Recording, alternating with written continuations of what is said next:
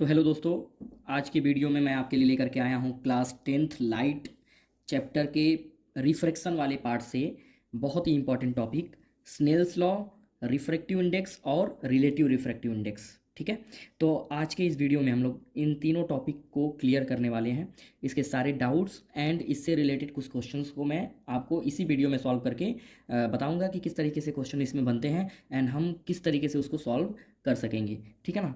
तो इस वीडियो में आसानी से आपको ये तीनों टॉपिक्स बहुत ही जल्दी क्लियर हो जाने वाले हैं। ठीक है, तो सबसे पहले हम लोग शुरू शुरू करेंगे स्नेल्स लॉ। ठीक है ना, आप पढ़े होंगे laws of refraction of light. ठीक है ना, laws of refraction of light. तो laws of refraction of light का जो सेकेंड लॉ है, उसी लॉ को हम लोग स्नेल्स लॉ कहते हैं, आपको मालूम होगा। ठीक है ना, स्नेल्स लॉ क्या कहता है कि the ratio of sine of angle of incidence to the sine of angle of refraction is constant for given pair of media. बात समझ में नहीं आई होगी। ठीक है ना, तो मैं आपको इस बात को जो है क्लियर करके बताने वाला हूं कि ये क्या कहना चाहता है। ठीक है, आप ध्यान देंगे इस डायग्राम पे। ठीक है, सपोज कि आपके पास दो मीडियम है। यहाँ पे आपका एक रेयरर मीडियम है एंड ये डेंसर मीडियम है। ये आपका हो गया air and this is water. तो सपोज आपके पास दो मीडियम है, रेयरर एंड डेंसर। तो जब कभी भी लाइट रेज रेयरर से डेंसर में जाता है, ठीक है, सबसे पहले हम यहाँ पे क्या बनाएंगे, नॉर्मल बनाएंगे। तो आपको मालूम होगा, आपने रूल पढ़ा होगा, जब कभी भी लाइट रेज रेयरर से डेंसर में जाता है तो लाइट रेज नॉर्मल की तरफ बेंड होता है, टुवर्ड्स नॉर्मल इसकी बेंडिंग होती है। ठीक है ना, तो हम इसको नॉर्मल की तरफ बेंड करके शो करेंगे। ठीक है, तो यहाँ पे जो स्नेल्स लॉ है वो हमें ये समझाता है कि जो एंगल आई फॉर्म्ड हो रहा है यहाँ पे, ठीक है ना, ये एंगल आई है और ये जो है इसे हम लोग एंगल आर कहते हैं। ठीक है ना, आई होप आपको क्लियर दिख रहा होगा। ये हमारा नॉर्मल है, this is normal and this is incidence रे एंड दिस इज रिफ्रैक्टेड रे। तो ये हमारी बाउंड्री है। ठीक है, रेयरर मीडियम से लाइट रेज डेंसर मीडियम में जो है पास हो रही है, तो यहाँ पे बेंडिंग होगी। ठीक है ना, जब लाइट रेज एक मीडियम से दूसरे मीडियम में इंटर करता है तो वो बेंड करता है एंड उसी बेंडिंग को रिफ्रैक्शन कहते हैं। बात क्लियर होगा। ठीक है, तो यहाँ पे नॉर्मल से जो हमारी एंगल आई बन रही है और यहाँ पे एंगल आर बन रहा है, अगर हम इसका रेशियो फाइंड करते हैं तो उसी को स्नेल्स लॉ कहा जाता है। इट मीन्स स्नेल्स लॉ के अकॉर्डिंग साइन आई जो होता है एंड साइन आर जो होता है उसका रेशियो हमेशा कांस्टेंट होता है, उसका रेशियो हमेशा कांस्टेंट होता है। एंड इस कांस्टेंट को हम लोग यन से डिनोट करते हैं। किससे डिनोट करते हैं, यन से डिनोट करते हैं। और इसी यन को कहा जाता है रिफ्रैक्टिव इंडेक्स। क्या कहा जाता है, रिफ्रैक्टिव इंडेक्स कहा जाता है।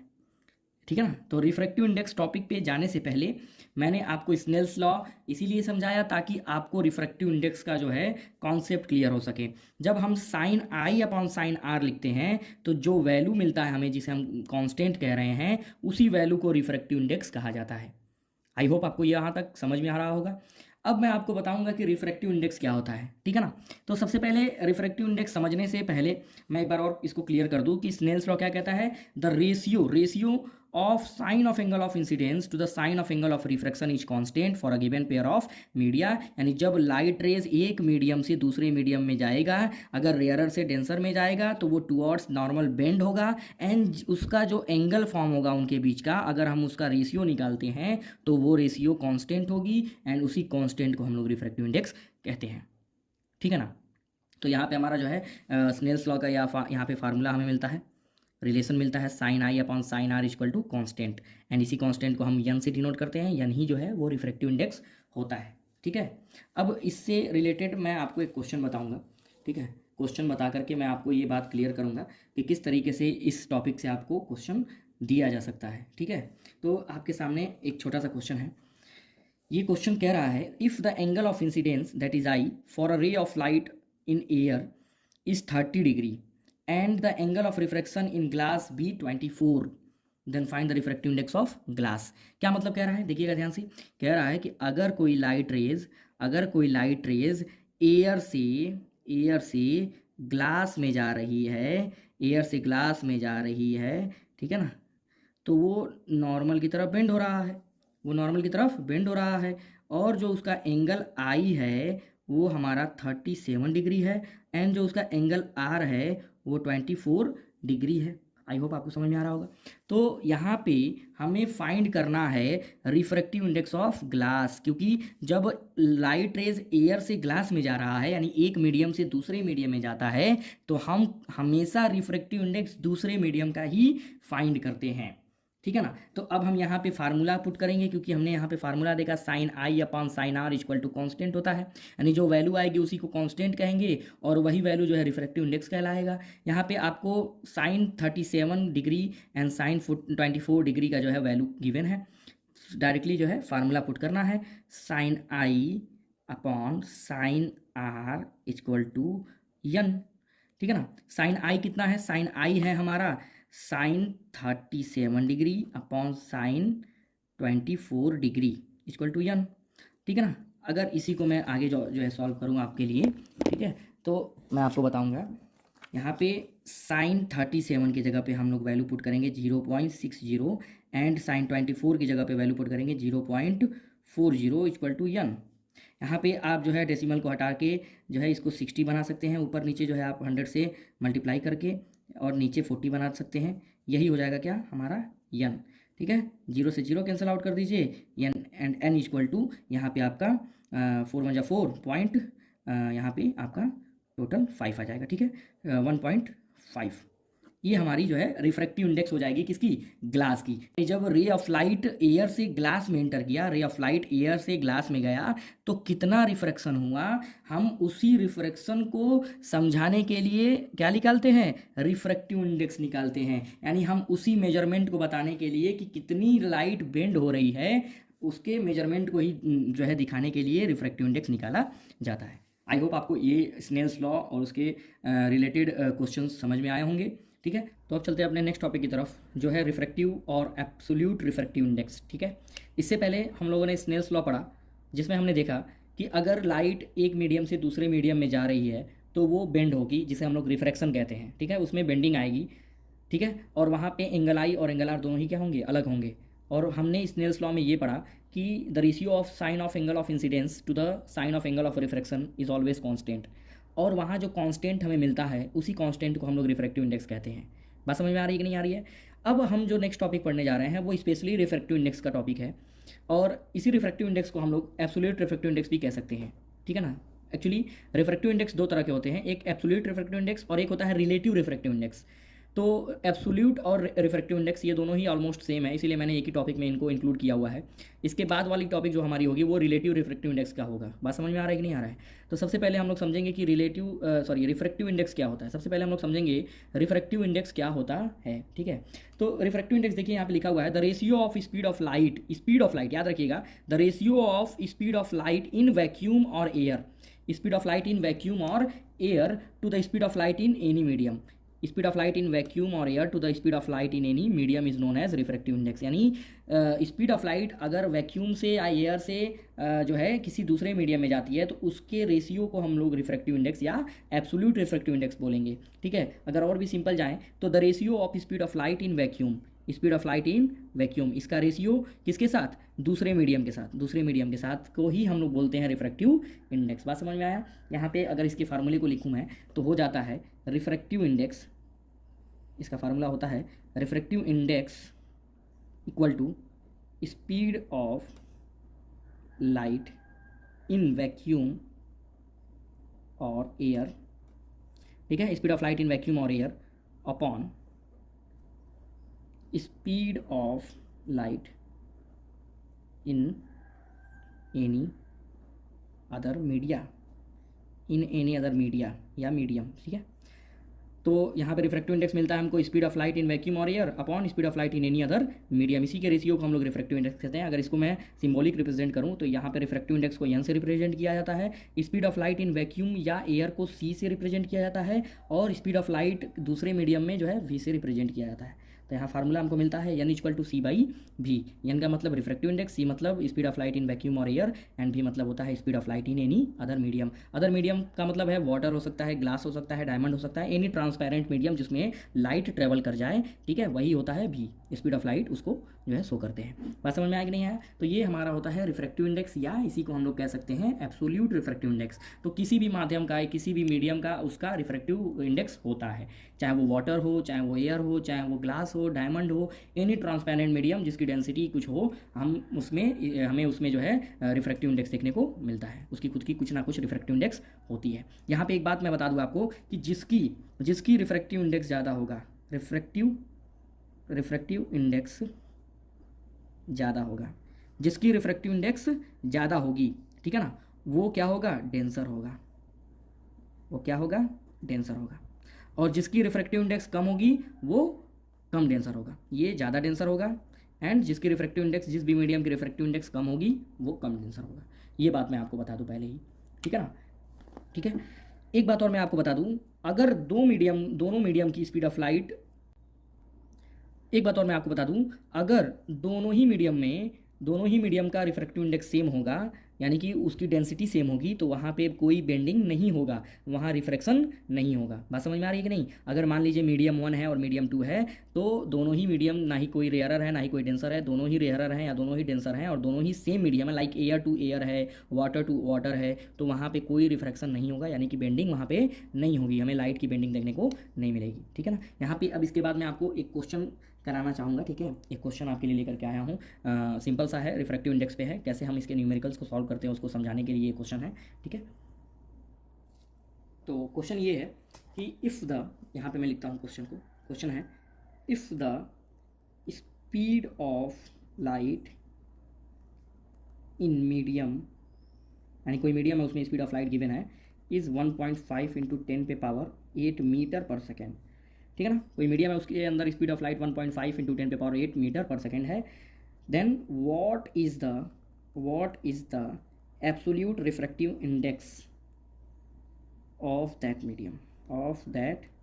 मीडियम, तो उसकी एब्सोल्यूट रिफ्रैक्टिव इंडेक्स कितनी हो जाएगी? अगर उस मीडियम में स्पीड ऑफ लाइट जो है 1.5 इंटू 10 पे पावर 8 मीटर पर सेकेंड है, तो उसकी एब्सोल्यूट रिफ्रैक्टिव इंडेक्स कितनी हो जाएगी, ये हमें फाइंड आउट करना है। तो हम लोग यहाँ पे देख रहे हैं कि हमारा जो है फार्मूला यहाँ पे गिवन है, n=c/v, c मतलब होता है speed of light in vacuum. ये आपको क्वेश्चन में गिवन नहीं होगा, आपको v का वैल्यू गिवन होगा, आपको c का वैल्यू याद रखना होगा। c का वैल्यू मैं यहाँ पे लिखता हूँ, c का वैल्यू होता है 3 इंटू 10 पे power 8 metre per second. c मतलब होता है speed of light in air और वैक्यूम, जो कि इसके इक्वल होता है, ठीक है ना? तो यहाँ पे फार्मूला रखेंगे n=c/v, ठीक है? n=c का वैल्यू यहाँ पे मैंने लिख दिया 3 इंटू 10 पे पावर 8, ठीक है, अपॉन यहाँ पे मीडियम, v मतलब क्या होता है? v मतलब होता है एनी मीडियम। यहाँ पे कौन सा मीडियम दिया हुआ है? कोई मीडियम दिया हुआ है जिसके अंदर स्पीड ऑफ लाइट दी है 1.5 इंटू 10 पे पावर 8, ठीक है ना? ये भी मीटर पर सेकंड में होता है, ये भी मीटर पर सेकंड में होता है। इन दोनों की यूनिट आपस से कैंसिल आउट हो जाएगी। यूनिट कैंसिल आउट हो गया, इसका मतलब इसका कोई ऐसा यूनिट नहीं देखने को मिलेगा। यहाँ पे 10 पे पावर 8 से 10 पावर 8 जो है कैंसिल आउट हो गया। यहाँ पे 1.5 है, 1.5 से यहाँ पे 3 जो है 2 टाइम्स में कैंसिल आउट हो जाएगा, और उस मीडियम की रिफ्रैक्टिव इंडेक्स हो जाएगी 2। तो इस तरीके से सिंपली हमको जो है रिफ्रैक्टिव इंडेक्स और एब्सोल्यूट रिफ्रैक्टिव इंडेक्स से क्वेश्चन मिलते हैं, बहुत ही आसान होते हैं, जिसमें आपको उस मीडियम के अंदर का जो है स्पीड गिवन होगा और उस मीडियम का रिफ्रैक्टिव इंडेक्स पूछ लेगा, या उस मीडियम का रिफ्रैक्टिव इंडेक्स गिवन होगा और उस मीडियम के स्पीड ऑफ लाइट को पूछ सकता है। इन दोनों ही क्वांटिटीज़ में से कोई भी क्वांटिटीज़ हमसे पूछ सकते हैं। बात समझ में आया? बहुत ईजी है, ठीक है? नेक्स्ट चलते हैं हम लोग अब जो है रिलेटिव रिफ्रैक्टिव इंडेक्स की तरफ, ठीक है? नेक्स्ट हमारा जो टॉपिक होगा वो रिलेटिव रिफ्रैक्टिव इंडेक्स का होगा, ठीक है? आपके सामने ये टॉपिक लिखा हुआ है रिलेटिव रिफ्रैक्टिव इंडेक्स का। When light going from one medium other than a vacuum or air, ये बात याद रखनी है, to another medium, यानी जब लाइट एक मीडियम से दूसरे मीडियम में जाए और उनमें दोनों ही मीडियम कुछ और ही होंगे, वैक्यूम और एयर के अलावा होंगे, उनमें दोनों ही में कोई भी वैक्यूम और एयर नहीं होगा, ठीक है ना? यानी कोई मीडियम हो सकता है, चाहे वो ग्लास हो, वाटर हो, डायमंड हो, ठीक है ना? इस तरीके से कोई दूसरे मीडियम होंगे, एयर और वैक्यूम नहीं होगा, तो हम उस समय उस रिफ्रैक्टिव इंडेक्स को बोलेंगे रिलेटिव रिफ्रैक्टिव इंडेक्स। एक बार और पढ़ता हूं मैं, when light going from one medium, एक माध्यम से दूसरे माध्यम में जाएगा और उन दोनों ही माध्यम में वैक्यूम और एयर नहीं होंगे, तो हम उस रिफ्रैक्टिव इंडेक्स बोलेंगे रिलेटिव रिफ्रैक्टिव इंडेक्स, ठीक? यहाँ पे अब रिलेटिव रिफ्रैक्टिव इंडेक्स को अगर मैं डायग्राम से बना करके शो करूँ आपको, तो ध्यान से देखिएगा क्या होता है ये, ठीक है? यहाँ पे हमारा ये नॉर्मल है, नॉर्मल, ठीक है? सपोज ये मीडियम 1 है, जिसका कुछ रिफ्रैक्टिव इंडेक्स n1 है, जिसके अंदर स्पीड ऑफ लाइट v1 है, और ये रेयरर है, सपोज ये रेयरर मीडियम है, और नीचे यहाँ पे मीडियम 2 है, मीडियम 2 जिसका रिफ्रैक्टिव इंडेक्स n2 है, जिसके अंदर v1 उसकी स्पीड ऑफ लाइट है और ये डेंसर मीडियम है। तो रूल आपको मालूम होगा, रेयरर मीडियम से जब लाइट डेंसर मीडियम में जाता है तो वो सीधा ऐसे नहीं जाता, ठीक है, ऐसे सीधा नहीं जाता, वो बेंड होता है टुवर्ड्स नॉर्मल, ये नॉर्मल की तरफ बेंड हो जाता है, ठीक है ना। यहाँ पे नॉर्मल की तरफ बेंड होगा, ये हमारा आई होता है इंसिडेंट रे, ये हमारा रिफ्रैक्टेड रे होता है आर, ठीक है। बात समझ में आया कि नहीं आया। तो यहाँ पे अगर हमें इसका फार्मूला लिखना होगा तो कैसे लिखेंगे, तो एक बात मैं बता दूँ, जहाँ से लाइट आती है, लाइट अगर मीडियम 1 से मीडियम 2 में जा रही है तो हमेशा रिफ्रैक्टिव इंडेक्स मीडियम 2 का ही निकलेगा, ठीक है ना। हमेशा जब लाइट जिस भी मीडियम में जाती है उसी मीडियम का रिफ्रैक्टिव इंडेक्स निकाला जाता है, ठीक है। तो यहाँ पे मैं लिखूंगा refractive index of medium 2, medium 2, n means refractive index, and medium 2 का निकालना है किसके रिस्पेक्ट में, मीडियम 1 के रिस्पेक्ट में। तो मीडियम 1 को हम लोग यहाँ पीछे लिखेंगे, मीडियम 1 हो जाएगा ये इक्वल किसके, refractive index of medium 2 upon refractive index of medium 1 के। ये हमारा इसका बेसिक फार्मूला है, यानी n2 equal to n2 upon n1, n2 upon n1, n2 upon n1, इस तरीके से इसका फार्मूला बनता है। इसका मतलब ये कह रहा है रिफ्रैक्टिव इंडेक्स ऑफ 2 किसका निकाला जा रहा है, रिफ्रैक्टिव इंडेक्स 2 का, किसके रिस्पेक्ट में, 1 के रिस्पेक्ट में। तो फार्मूला होता है absolute refractive index of medium 2 divided by absolute refractive index of medium 1। बात समझ में आ रही कि नहीं आ रही है। और अगर वेलोसिटी गिवन होगा v1 और v2 तो क्या हो जाएगा, यहाँ पे n21 क्या हो जाएगा, n21 हो जाएगा v1 अपॉन v2, ठीक, रिफ्रैक्टिव इंडेक्स का उल्टा, ठीक है। अगर मान लीजिए किसी दो माध्यम के रिफ्रैक्टिव इंडेक्स गिवन होंगे अलग अलग तो हम वहाँ पे n2 अपॉन n1 रख देंगे, लेकिन अगर उसका वेलोसिटी यानी कि स्पीड गिवन होगा तो v1 अपॉन v2 रख देंगे। ये फर्स्ट फार्मूला है और ये सेकंड फार्मूला, ठीक है। आई होप आपको ये बात समझ में आ रही होगी, ठीक है ना। आगे चलते हैं, कुछ और इसके कॉन्सेप्ट के बारे में बात हम लोग करते हैं।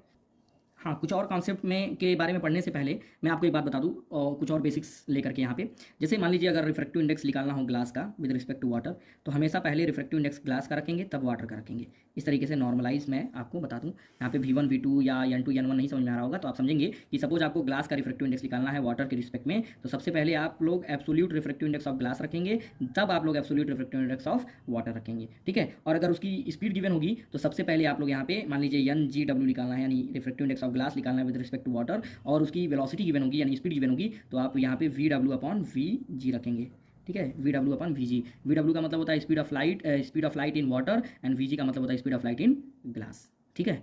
चलिए इसके बाद मैं आपको कुछ और भी कॉन्सेप्ट बताता हूँ, बहुत ही इंपॉर्टेंट कॉन्सेप्ट है, इससे आपको न्यूमेरिकल करने पड़ेंगे, ठीक है। और ये कॉन्सेप्ट हमारा कहता है the refractive index for light going from one medium to medium 2, ठीक है, the refractive index for light going from medium 1 to medium 2 is equal to the reciprocal of refractive index of light going from medium 2 to medium 1। कहने का मतलब ये है कि यहाँ पे देखिए कह रहा है कि refractive index of medium 1 with respect to 2 ये इक्वल हो जाएगा reciprocal of refractive index of medium 2 to medium 1 with respect to 1। यानी यहाँ पे आप देख रहे होंगे कि सपोज आपको जो है कभी रिफ्रैक्टिव इंडेक्स निकालने को बोल दिया जाए ग्लास का विद रिस्पेक्ट टू वाटर, तो आप जो है निकाल देंगे उसका, ठीक है। कैसे निकालेंगे, लिखेंगे आप NG अपॉन NW, बात समझ में आया कि नहीं आया, NG अपॉन NW, और अगर उसकी वेलोसिटी गिवन होगी तो लिख देंगे VW अपॉन VG, ये पहला मान लिया जाए, ठीक है। और अगर इसी का उल्टा कर दिया जाए, पूछ दे refractive index of water with respect to glass क्या हो जाएगा, तो अब यहाँ NG की जगह पे NW हो जाएगा पहले, फिर NG होगा, यानी रिफ्रैक्टिव इंडेक्स ऑफ वाटर पहले रखा जाएगा तब ग्लास रखा जाएगा, और अगर उसकी स्पीड गिवन होगी तो यहाँ पे VG अपॉन VW रखा जाएगा, यानी speed of light in glass to the speed of light in water, ये इक्वेशन 2 मान लिया जाए, ठीक है। इन दोनों को मल्टीप्लाई कर दिया जाए, इक्वेशन 1 एंड 2 को मल्टीप्लाई कर दिया जाए, ऑन मल्टीप्लाइंग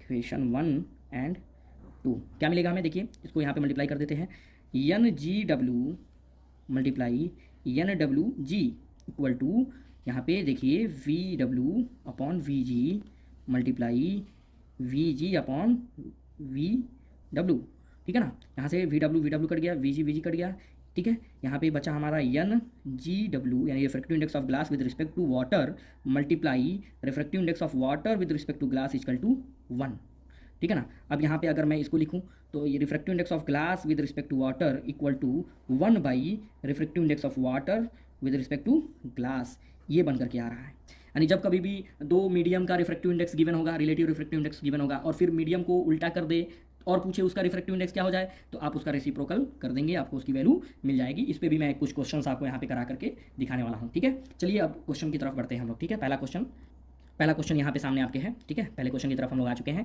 पहला क्वेश्चन कह रहा है if the refractive index of water is 4/3 and that of glass is 3/2, what will be the refractive index of glass with respect to water, ठीक है ना। सबसे पहले गिवन लिखते हैं, ठीक है, क्या क्या गिवन है उसको लिखते जाएंगे तो हमको मालूम चलता जाएगा कि कैसे क्या करना है, ठीक है। यहाँ रिफ्रैक्टिव इंडेक्स गिवन है वाटर का, तो एन से रिफ्रैक्टिव इंडेक्स डिनोट करते हैं, और वाटर का गिवन है तो N W equal to 4/3। That of glass, glass का रिफ्रैक्टिव इंडेक्स गिवन है यानी एन जी 3/2। पूछ रहा है what will be the refractive index of glass, यानी N G refractive index of glass with respect to water, with respect to water, N G W equal to, सबसे पहले इसको रखेंगे N G upon N W. बात समझ में आया कि नहीं आया। मैंने बताया था आपको कि जब रिफ्रैक्टिव इंडेक्स गिवन होगा तो हम जिसका निकालना है उसे ऊपर रखेंगे, जिसके रिस्पेक्ट में निकालना है उसे नीचे रखेंगे, और अगर स्पीड गिवन होगा तो जिसके रिस्पेक्ट में निकालना है उसे ऊपर रखेंगे और जिसका निकालना है उसे नीचे रखेंगे। बात समझ में आया कि नहीं आया। तो देखिए यहाँ पे जो है एन जी कितना गिवन है 3/2, यहाँ पे अपॉन है, अपॉन में कितना है एन डब्ल्यू 4/3, ठीक है। अगेन यहाँ पे 3/2 मल्टीप्लाई 3/4 हो जाएगा, ये मल्टीप्लाई में जाएगा तो रेसिप्रोकल हो जाता है ये पूरे वैल्यू, ठीक है। इसलिए मैंने 4/3 को 3/4 लिखा मल्टीप्लाई करके। यहाँ पे ऊपर से ऊपर मल्टीप्लाई करेंगे तो 9 हो जाएगा, और यहाँ पे 4 2 जा 8 हो जाएगा। ये हमारी वैल्यू निकल आएगी इसकी refractive index, refractive index of glass with respect to water, ठीक है। 9/8 हमारा आंसर हो जाएगा। बात समझ में आया कि नहीं आया। और भी आगे क्वेश्चन की तरफ बढ़ते हैं, ठीक है, आगे क्वेश्चन की तरफ बढ़ते हैं। यहाँ पे क्वेश्चन है हमारा, the speed of light in water and glass is 2.2 into 10⁻8 metre per second and 2 into 10⁻8 metre per second respectively. What is the refractive index of water with respect to glass and glass with respect to water. अभी जैसे मैंने आपको वो concept बताया reciprocal वाला, ठीक है, उसी फार्मूले पे ये क्वेश्चन किया जाएगा, ठीक है। यहाँ पे सबसे पहले गिवन लिखेंगे हम लोग। गिवन क्या क्या है, गिवन है हमारा speed of light in water, speed of light in water को हम लोग VW से डिनोट करेंगे 2.2 इंटू 10⁸, इतना गिवन है। And speed of light in glass भी गिवन है, यानी VG भी गिवन है 2 इंटू 10⁸, ठीक है, मीटर पर सेकेंड, ये भी मीटर पर सेकेंड। पूछ रहा है रिफ्रैक्टिव इंडेक्स निकालिए वाटर का विद रिस्पेक्ट टू ग्लास, यानी refractive index of water with respect to glass पूछ रहा है। गिवन क्या है, स्पीड्स गिवन है। मैंने बताया था आपको कि जब स्पीड गिवन होगा तो ये वाली वैल्यू को पहले रखेंगे, इसका मतलब VG upon VW, VG upon VW। VG की वैल्यू कितनी है 2 इंटू 10⁸, एंड VW की वैल्यू 2.2 इंटू 10⁸। ये कैंसिल हो गया, यहाँ पे इससे कैंसिल करेंगे तो 1/1.1, एंड ऊपर नीचे आप लोग 10 से मल्टीप्लाई कर देंगे तो ये हो जाएगा 10, ये हो जाएगा 11, और ये आएगा आपका जो है लगभग 0.90 के इक्वस, ठीक है ना। तो आपने refractive index of water with respect to glass निकाल लिया। सेकंड क्वेश्चन को रहा है ग्लास का निकालिए विद रिस्पेक्ट टू वाटर, यानी उल्टा कर दिया, ठीक है ना। ये कह रहा है सेकंड क्वेश्चन में, कह रहा है NGW निकालिए। देख रहा है ना, यहाँ पे NWG बोला, यहाँ पे NGW निकालिए। तो मैंने बताया था कि जब ऐसा पूछे तो उसका रेसिप्रोकल कर दीजिए, ठीक है, यानी पुराने वाली वैल्यू का रेसिप्रोकल कर देंगे 1/NWG। तो NGW यानी refractive index of glass with respect to water equals to 1/, इसकी वैल्यू कितनी आई है 0.90। बात समझ में आया यहाँ तक।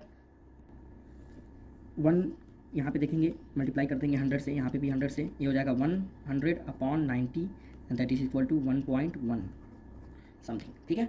इसी तरीके से आप भी जो है जब इस वीडियो को पूरी तरीके से देख लेंगे, आप रिपीट करके देखेंगे, कोई डाउट आता है तो आप ज़रूर कमेंट बॉक्स में जो है कमेंट करेंगे, मैं उस डाउट को सॉल्व करूंगा। आपको पर्सनली भी जो है आप मेरे व्हाट्सएप नंबर डिस्क्रिप्शन बॉक्स में गिवन है, उसमें आप पूछ सकते हैं, ठीक है। तो इस तरीके से आपको इस पूरे वीडियो में स्नेल्स लॉ, रिफ्रैक्टिव इंडेक्स और absolute refractive index and relative refractive index का कॉन्सेप्ट समझ में आया होगा। आई होप आपको पूरी तरीके से ये वीडियो बहुत ही यूजफुल रही होगी, एंड आपको जो है पूरा कॉन्सेप्ट क्लियर हुआ होगा। और ये बोर्ड का बहुत ही इंपॉर्टेंट टॉपिक है, सो आप इसको जो है मैं बार बार कहूँगा कि इस टॉपिक को बार बार आप प्रैक्टिस करेंगे, रिपीट करेंगे, ताकि ये टॉपिक जो है आपको पूरी तरीके से समझ में आ जाए, कैसा भी क्वेश्चन इसमें बने। अब इससे बाहर आपसे कुछ पूछ नहीं सकता है। आप इतना जो है टॉपिक समझ लेंगे तो आप कैसे भी क्वेश्चंस को बनाने के काबिल हो जाएंगे, योग्य हो जाएंगे। बात समझ में आया कि नहीं आया। चलिए ठीक, इसी के साथ मैं इस वीडियो का एंड करता हूँ। Thank you so much.